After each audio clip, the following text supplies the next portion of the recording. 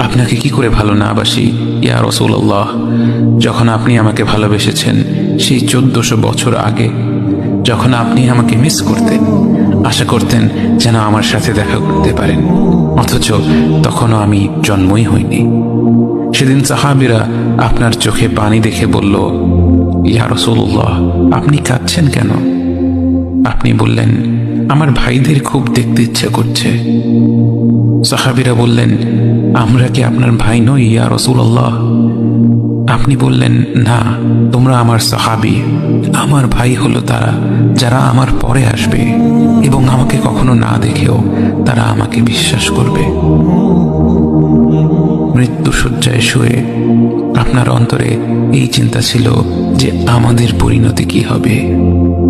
উম্মতি উম্মতি বলতে বলতে আপনি আপনার রবের নিকট ফিরে গিয়েছেন।